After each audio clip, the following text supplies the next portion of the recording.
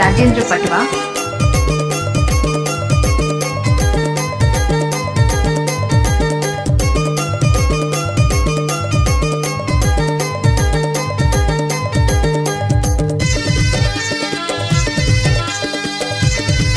DJ Rajendra पटवा।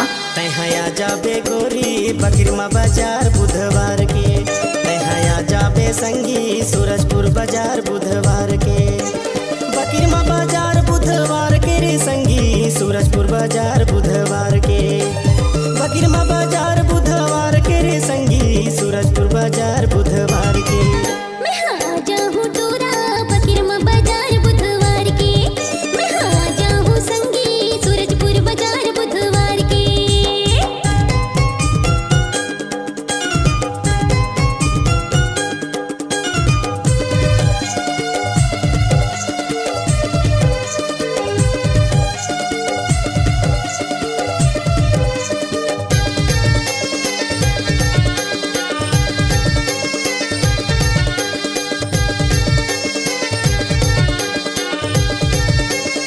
DJ Rajendra पटवा। मन के पीराला बताओ कैसे वो तोरे माया में भूला गयो ये संगे, तोरे फांदा में फांदा गयो ये संगे।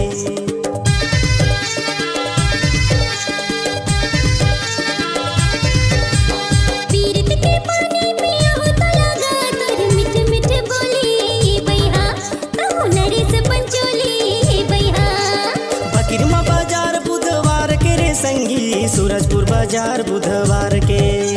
बकरीमा बाजार बुधवार के रे संगी बकरीमा बाजार बुधवार के। तैहया जाबे संगी बकरीमा बाजार बुधवार के। मैं आ जाऊं संगी सूरजपुर बाजार बुधवार के।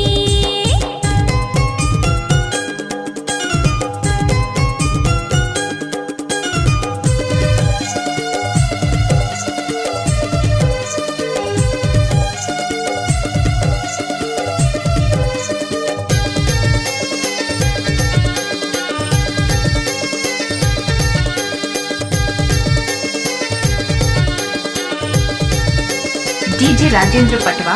नदिया के लहरा मा तोर चेहरा मोरे आखी आखी झूले ये संगे, हमर पारा या बेबूले ये संगे।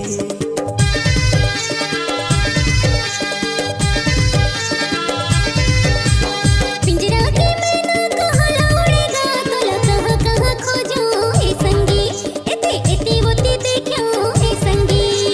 बकरीमा बाजार बुधवार के रे संगी सूरजपुर बाजार बुधवार के। बकरीमा बाजार बुधवार के गे संगी बकरीमा बाजार बुधवार के। तैहया जाबे संगी बकरीमा बाजार बुधवार के। मैं आ जाऊं संगी सूरजपुर बाजार बुधवार के।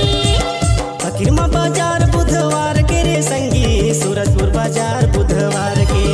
हाय बकरीमा बाजार बुधवार के गे राजा बकरीमा बाजार बुधवार के। तैहया जाबे संगी बकरीमा बाजार बुधवार के। मैं आ जाऊं संगी सूरजपुर बाजार बुधवार के। तैहया जाबे गोरी बकरीमा बाजार बुधवार के। मैं आ जाऊं राजा बकरीमा बाजार बुधवार के। तैहया जाबे संगी बकरीमा बाजार बुधवार के। डीजे राजेंद्र पटवा।